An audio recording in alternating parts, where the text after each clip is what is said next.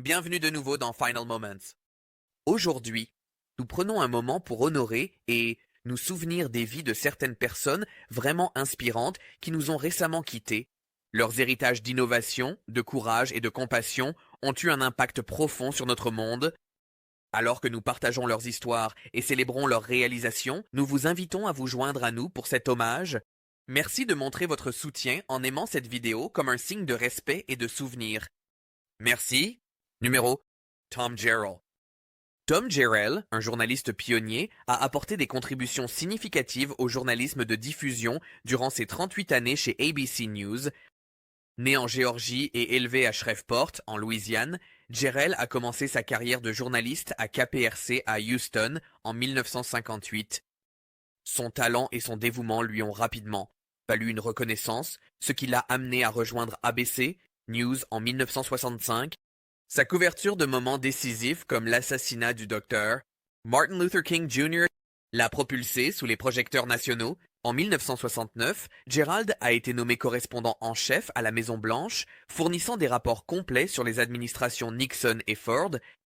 Les compétences d'investigation de Gerald lui ont valu un rôle important en tant que correspondant pour le magazine d'information d'ABC 2020 en 1979. Au cours des 2 décennies suivantes, il a abordé des questions cruciales, exposant les défauts du système de justice pénale américain et mettant en lumière les crises humanitaires à l'étranger. Un de ses rapports les plus remarquables était une série sur les conditions vécues par les enfants dans les orphelinats roumains, qui est devenu un moment décisif dans sa carrière. Son engagement envers un journalisme percutant lui a valu 6 Emmy Awards. Au-delà de 2020, Gerald a été présentateur pour les reportages du week-end d'ABC et a contribué à divers documentaires et programmes d'investigation, s'établissant comme une figure polyvalente et fiable dans le journalisme américain. Ses reportages mêlaient souvent profondeur et humanité, rendant des questions complexes, accessibles et pertinentes pour les téléspectateurs. Connu pour son calme et sa présence autoritaire, Gerald est devenu une voix de confiance dans les foyers à travers l'Amérique. Après une carrière illustre, Gerald a pris sa retraite de la diffusion en 2002. Il est décédé à l'âge de 89 ans, laissant derrière lui sa femme aimante Joanne et leurs 3 fils. Son héritage perdure, inspirant de nouvelles générations de journalistes par son engagement envers la vérité et le service public. Le nom de Tom Gerald reste synonyme d'intégrité, et les histoires qu'il a mises en lumière continuent de résonner. Hommage à Tom Gerald. Numéro 2. Sarah, danseuse, Sarah Dancer, surtout connue pour ses apparitions dans Naked and Afraid All Stars et Fight to Survive, était une aventurière dynamique et intrépide qui a touché la vie de beaucoup de gens. Avec son esprit courageux et son amour pour le monde naturel, née à Castle Rock, Colorado, le parcours de Sarah a été marqué par une curiosité insatiable et une profonde connexion avec la nature. Sa résilience remarquable et ses compétences de survie inégalées l'ont menée dans certains des endroits les plus difficiles et reculés de la planète. Les premières années de Sarah ont été marquées par son amour de l'exploration et de la nature, ce qui l'a finalement amenée à Hawaï, où elle a vécu à temps partiel sur un bateau dans la baie de Keala. L'océan est devenu son deuxième chez-soi, et elle a adopté la vie maritime, trouvant paix et but dans l'immensité de la mer.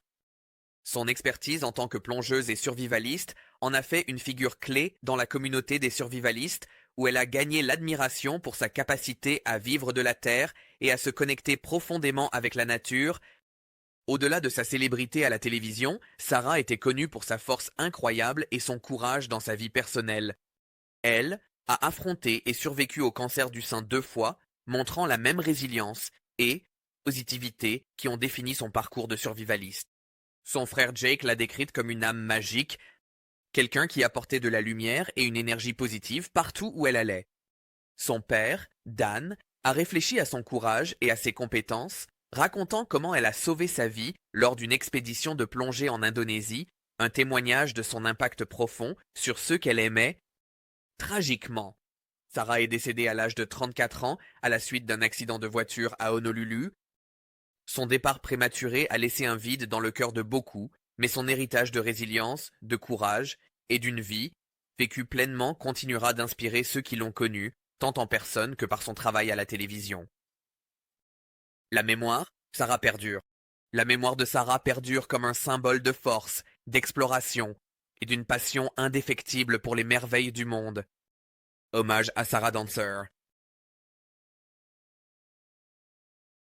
Numéro 3, Jack Jones.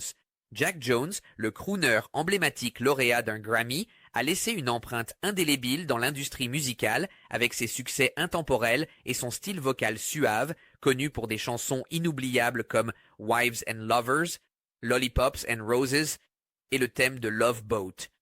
Jones a captivé le public pendant des décennies, avec sa présence scénique charmante et sa voix veloutée. Né dans une famille de showbiz à Los Angeles le 14 janvier 1938, fils d'Alan Jones et de l'actrice Irene Hervey, la jeunesse de Jack a été immergée dans le glamour d'Hollywood. Sa carrière a décollé en 1962 avec la sortie de Lollipops and Roses, qui lui a valu son premier Grammy Award, suivi d'une autre victoire en 1964 pour Wives and Lovers. L'influence de Jack s'est étendue au-delà de sa musique, faisant de lui une figure adorée de la culture pop, grâce à sa performance iconique du thème de Love Boat, qui a accompagné l'émission pendant plus de 200 épisodes, de 1977 à 1987. Le succès de la chanson a encore renforcé sa place en tant que nom connu de tous, et il a continué à la jouer tout au long de sa carrière, la mentionnant même de manière ludique dans ses apparitions au cinéma. Sa capacité à équilibrer des ballades romantiques et des mélodies entraînantes avec une égale finesse à assurer que sa musique reste pertinente à travers les décennies. Au-delà de ses contributions à la musique et au divertissement, Jack était profondément engagé dans la philanthropie. Résident de longue date de la vallée de Coachella, il a utilisé sa plateforme pour soutenir diverses causes caritatives, levant des millions pour des événements et des organisations locales. Sa passion pour redonner était évidente, dans son implication dans de nombreux événements caritatifs, ce qui l'a encore rapproché de ses fans et des membres de la communauté. Jack Jones est décédé à l'âge de 86 ans, laissant derrière lui un héritage de musique chérie et de performances inoubliables qui continue de résonner avec les fans et des générations d'auditeurs.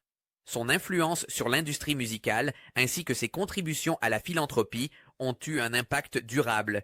Il est survécu par sa femme Eleonora, ses filles Crystal et Nicole et plusieurs petits-enfants. Les hommages à Jack Jones célèbrent non seulement sa carrière extraordinaire, mais aussi son charme intemporel et la joie qu'il a apporté à des millions de personnes à travers sa musique et son travail caritatif. Hommage à Jack Jones, numéro 4, Monique Knowlton. Monique Knowlton, née Monica Greyer à Kaltrü, en Allemagne, en 1937, était une visionnaire qui a fait la transition du monde de la mode à celui d'une figure pionnière de la scène artistique, grandissant au milieu du chaos de la Seconde Guerre mondiale. Les premières années de Monique ont été marquées par la résilience et la réinvention. À 17 ans, elle déménageait à Paris et s'est rebaptisée Monique Chevalier, lançant une carrière de mannequin à succès qui l'a menée sur les couvertures de Vogue, Elle et Glamour. Sa présence frappante et sa polyvalence ont captivé des photographes renommés comme Irving Penn et Richard Avedon, faisant d'elle un modèle en vue dans les années 50 et 60. Au début des années 70, Monique a fait un pivot de la mode vers le monde de l'art en fondant la galerie Monique Knowlton à New York, embrassant sa passion pour l'avant-garde. Elle est devenue une défenseur importante des artistes émergents et sous-représentés, en particulier des femmes. La galerie a rapidement gagné en notoriété grâce à ses expositions audacieuses et non conventionnelles, le New York Times la décrivant comme un refuge pour l'innovation artistique. Dans les années 1990, Monique a rouvert sa galerie à Soho. Maintenant, son engagement à présenter des œuvres novatrices et provocantes. Son influence s'étendait au-delà des expositions. Elle a cultivé une communauté d'artistes, de critiques et de mécènes qui partageaient sa passion pour repousser les limites artistiques. L'engagement de Monique envers l'art ne se limitait pas seulement à l'esthétique, mais consistait aussi à défier les normes sociétales et amplifier des voix souvent négligées. Monique est décédée à l'âge de 87 ans, laissant derrière elle un héritage qui a fait le lien entre la mode et art. Sa capacité à évoluer et à rester pertinente dans différents domaines créatifs était un témoignage de sa vision et de sa passion. On se souvient d'elle non seulement comme d'un mannequin qui a orné des couvertures de magazines emblématiques, mais aussi comme d'une pionnière qui a redéfini la scène artistique new-yorkaise, inspirant génération d'artistes et d'amateurs d'art, les hommages à Monique Knowlton célèbrent ses contributions à la fois à la mode et à l'art, mettant en avant l'impact durable qu'elle a eu grâce à sa quête audacieuse d'innovation et d'expression. Hommage à Monique Knowlton. Numéro 5. Alan Sachs. Alan Sachs était un producteur et écrivain américain prolifique dont la présence dynamique à Hollywood a contribué à façonner l'industrie de la télévision et du cinéma pendant des décennies. Né le 9 décembre 1942 à Brooklyn, New York, la carrière de Sachs a décollé avec la co-création de Welcome Back, Kotter, la sitcom emblématique qui a été diffusée de 1975 à 1979. L'émission est devenue un phénomène culturel, présentant Alan Sachs comme le co-scénariste du film, des personnages mémorables comme Vinnie Barbarino, interprété par un jeune John Travolta. Au-delà de ses premières réalisations, Sachs a joué un rôle clé dans la programmation de Disney Channel, produisant une série de films adorés qui sont devenus des incontournables du divertissement pour la jeunesse. Son travail sur des films comme Smart House, The, Color of Friendship, Camp Rock et Jonas Brothers, The 3D Concert Experience, a mis en avant sa capacité à se connecter avec un jeune public, alliant narration et musique de manière innovante. Son implication dans des projets a non seulement contribué à la croissance de Disney, mais a aussi laissé une empreinte durable sur les fans qui ont grandi en regardant son travail. L'engagement de Sachs à encourager les talents allait au-delà de l'écran. Diplômé en télévision, il enseignait à Los Angeles, guidant des créateurs vers le succès. Diplômé avec un master en télévision du Brooklyn College, il était dévoué à l'éducation, enseignant à des créateurs en herbe dans les collèges communautaires de Los Angeles. Son mentorat a aidé à guider de nombreux écrivains, producteurs et artistes, dont beaucoup ont ensuite connu des carrières réussies dans le divertissement. Le 23 octobre 2024, Alan Sachs est décédé à l'âge de 81 ans à New York, des suites de complications liées à un lymphome, cellule mentale. Sa femme, Annette Van Duren, a partagé qu'il est décédé paisiblement chez lui, entouré de ses proches, tout en écoutant de la musique tibétaine. Le décès de Sachs marque la fin d'une carrière remarquable, mais son influence perdure à travers ses classiques de la télévision, son impact sur les jeunes talents et l'amour qu'il a partagé avec sa famille et ses collègues. Hommage à Alan Sachs. Numéro 6. Julia Hawkins. Julia Hawkins, affectueusement surnommée Hurricane, était une athlète extraordinaire qui a brisé les attentes et établi des records du monde en sprint bien après que la plupart des gens auraient pris leur retraite de la compétition. Née le 10 février 1921, Julia Hawkins était jeune. En 2016, dans le Wisconsin, Hawkins passait beaucoup de temps à Bâton Rouge, en Louisiane, où elle a développé une passion pour le sport et mode de vie actif. Initialement cycliste compétitive, elle est passée à la course à pied à l'âge remarquable de 100 ans, encouragée par ses enfants à continuer de poursuivre sa passion pour la compétition athlétique. En 2017, Hawkins a attiré l'attention du monde entier lorsqu'elle a établi un record du monde aux 100 mètres lors des National Senior Games. Ses réalisations ne se sont pas arrêtées là. En 2019, elle a remporté des médailles d'or dans les courses de 50 mètres et de 100 mètres lors du même événement. Encore plus étonnant, à l'âge de 105 ans, Hawkins est devenue la première femme à compléter le sprint de 100 mètres dans la catégorie d'âge de 105 à 109 ans, renforçant ainsi son héritage en tant que pionnière de l'athlétisme senior. Au-delà de ses succès sur la piste, Hawkins a mené une vie pleine d'intérêt et de vitalité. Elle attribuait sa longévité et ses prouesses athlétiques à son activité physique, à une alimentation saine et à sa passion pour divers passe-temps comme la pêche à la mouche, le jardinage. Et le soutien à l'équipe de football de LSU. Mère dévouée de 4 enfants, elle a partagé un long et aimant mariage avec son défunt mari, Murray Hawkins, jusqu'à son décès en 2013. Julia Hawkins est décédée à l'âge de 108 ans, laissant derrière elle un héritage qui transcende le sport. Son parcours d'athlète centenaire à détentrice de records du monde a inspiré des personnes de toutes les générations, les encourageant à rester actives et à trouver une passion dans la vie, peu importe leur âge. Hommage à Julia Hawkins. Numéro 7. Adam Abishouz.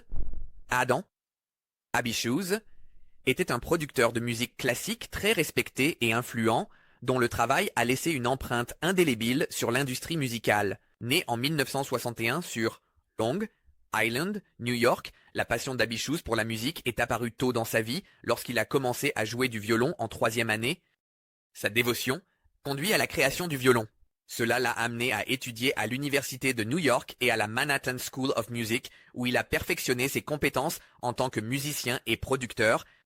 Son art exceptionnel pour le détail et sa profonde compréhension de la musique lui ont valu 3 Grammy Awards, dont le prestigieux prix du producteur classique de l'année en 1999. Le parcours d'Abishus en tant que producteur a commencé modestement avec un studio dans son sous-sol qu'il a construit lui-même, où il a créé des bandes d'audition pour des amis et des musiciens locaux.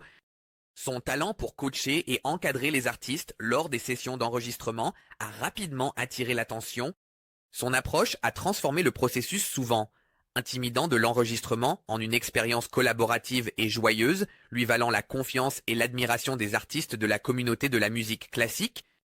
Début 2024, ABBA a été diagnostiqué avec un cancer des voies biliaires qui s'est propagé de manière agressive malgré le traitement. C'était la première fois qu'ABBA assistait à un concert aux États-Unis, des performances présentées par des musiciens de classe mondiale, y compris Jeremy Dink et Laura St. John.